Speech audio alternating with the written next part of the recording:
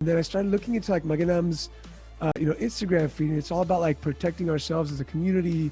But as we've seen through history and even recent history, is ultimately we are our first line of defense and we can't rely on others. And the best protection for our synagogues and our schools and really the future of the Jewish people is to make sure that we are capable of protecting ourselves. And, really kind of the fit for me is I've said the words never again so many times in my life. They're an integral part of it, but to know that without a shadow of a doubt, if there's a threat or an attack against our community, we are capable and able to ensure the safety of our people and the future generations of our people. So there's kind of a dichotomy of the belief of we should protect ourselves, we should, gun up, and we should be ready.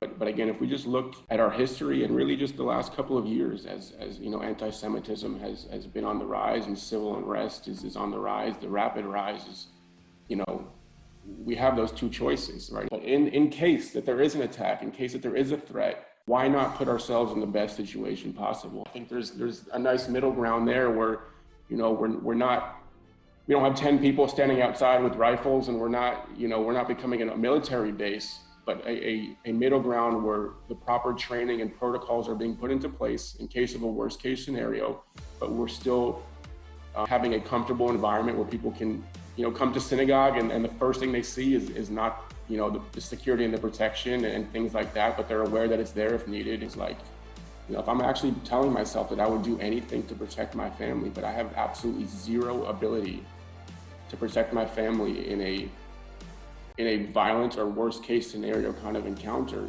how is that okay?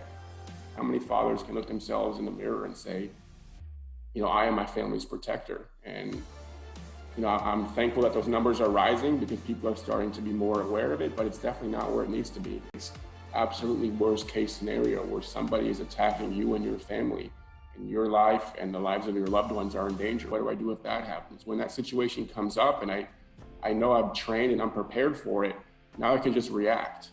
And those seconds or those minutes are gonna, be the difference between a good outcome and a bad outcome.